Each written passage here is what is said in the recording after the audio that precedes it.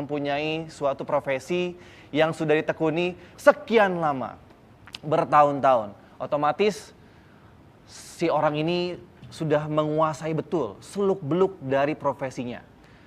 Tekniknya, strateginya, artnya, seninya pasti sudah diketahui. Ternyata pun terjadi kepada syaitonir rajim. Nah, jadi kan profesinya ini cuma satu, menggoda manusia. Udah gitu kontrak kerjanya juga unlimited alias tidak pernah berhenti. Betul ya Pak Ustadz ya? Nah, nanti ini yang akan kita bahas pada kali ini bersama guru-guru kita tentunya. Penasaran nggak? Lemes banget sih. Iya sih, sahur emang betul sih, tapi harus ceria gitu kan. Biar semuanya dapat berkah. Kan kita mau dapat informasi. Ada Mas Rey juga yang akan menemani saya. Assalamualaikum. Mas Rey. Sehat ya? Alhamdulillah. Selamat pagi buat yang sekarang lagi pada sahur. Semangat sahurnya supaya puasa kita juga berkah, amin, diterima oleh Allah Subhanahu wa taala. Amin. Amin ya rabbal alamin. Yuk, langsung kita dengarkan penjelasan dari Ustadz Abdul Somad. Seperti apa sih Pak Ustadz strateginya? Sehebat apa setan itu? Ya.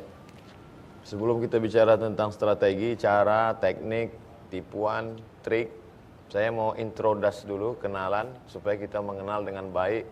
Jangan sampai kita menghadapi musuh dalam keadaan mata tertutup. Boleh saya tuliskan ya? Silakan Pak Ustadz. Kita kenalan sama setan. Mohon izin Tuan Guru. Ya, sudah. Ya. Izin Bapak-bapak. Nanti kalau saya kenal saya yang selesaikan. A'udzu billahi minasy syaitan. Diambil dari 3 huruf. Syata, yashitu, syaitan. Syaitan harus tepat bunyi hurufnya, syaitan. Jangan sampai setan ngeritik kita. Kita baca auzubillahi minasyaiton. Nama saya syaitan tahu. Diambil dari 2 makna. Makna yang pertama artinya halaka. Halaka artinya binasa. Kenapa dia binasa? Karena dia dalam api neraka jahanam khalidina fiha abada. Sedangkan kita akan kekal abadi di dalam surga bersama Nabi Muhammad sallallahu alaihi wasallam. Yang kedua, makna syata yasitu syaitan itu adalah ba'uda. Ba'uda artinya jauh. Makna ba'uda artinya ba'idun 'anir rahmah, dia jauh dari rahmat Allah Subhanahu wa taala. Orang yang jauh dari rahmat itu disebut dengan laknat. Laknat atau terjemahan bahasa kita terkutuk. Maka selalu disebut a'udzubillahi minasyaitonir rajim. Aku berlindung kepada Allah dari setan yang terkutuk. Inilah makna setan. Asal muasalnya dari mana?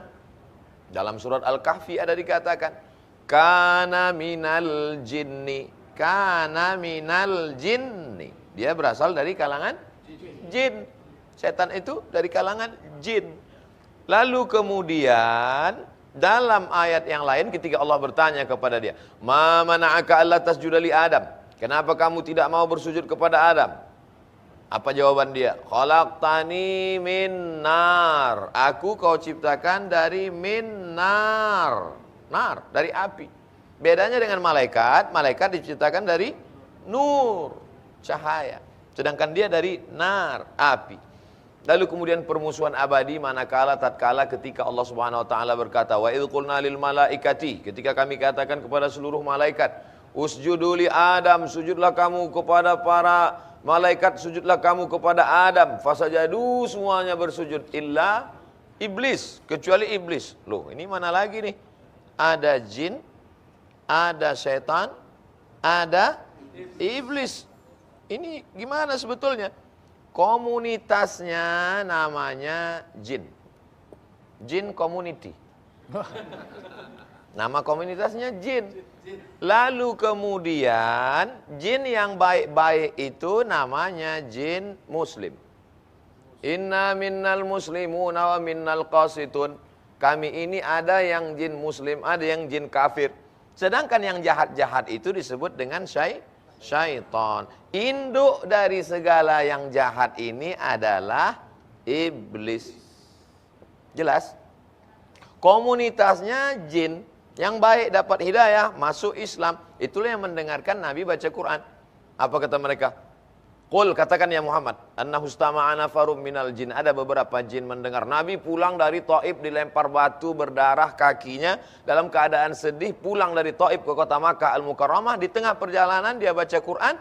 Tiba-tiba dia mendengar, annahu istama'ana nafarum minal jin. Ada beberapa jin yang mendengarkan Nabi baca Quran. Lalu apa kata jin itu? Inna sami'na Qur'anan ajaba. Kami dengarkan bacaan Al-Quran Muhammad SAW. Ajaba, ajib, amazing. Mengagungkan bacaannya. Itulah jin muslim. Sedangkan yang tidak Islam disebut syaitan. Induk dari segala jin ini adalah iblis. Iblis ini GM-nya. Lalu kemudian permusuhan abadi pertama kali Adam adalah dengan iblis. Iblis itu bukan nama. Iblis adalah gelar. Iblis diambil dari kata ablasa. Ablasa artinya putus asa. Tidak ada harapan. Harapan bahasa Inggrisnya hope, tidak ada harapan less. Iblis hopeless. Tak ada harapan, mohon maaf Bapak. Tidak ada harapan sama sekali. Lalu kemudian ketika Allah mengatakan dia, ukhruj, keluar engkau dari surga. Malaka anta takabbara fiha, kau tidak layak merasa dirimu besar dalam surga. Innaka minas saghirin, engkau kecil, tak ada apa-apanya. Apa kata dia? Aku siap keluar ya Allah. Tapi anzirni ila yaumi yub'atsun. Beri aku limit batas waktu sampai manusia dibangkitkan. Apa kata Allah? Innaka minal munzarin.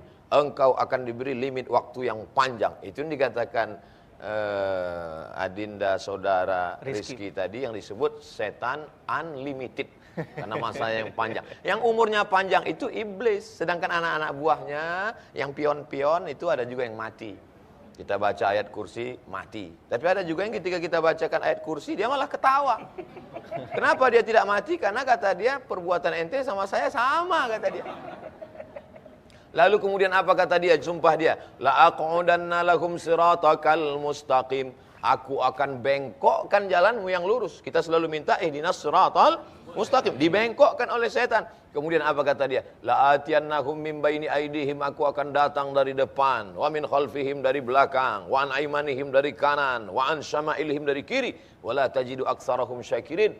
Tidak akan kau dapati mereka itu banyak yang bersyukur kepada engkau.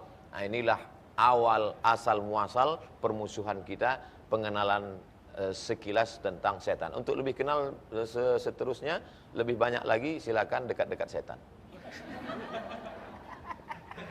Gitu tuh. Ternyata kita harus kenal dulu siapa itu. Ternyata beda, ada namanya jin. Jin community. Terus tadi ada syaitan, nggak boleh salah penyebutannya. Dan GM-nya tadi adalah iblis. Ternyata yang beriman juga malah didekati oleh jin, iblis dan juga syaitan. Nah, kenapa? Nanti akan kita jelaskan atau kita dengarkan lebih lengkap lagi di segmen berikutnya. Maka dari itu, jangan kemana-mana, tetap bersama kami.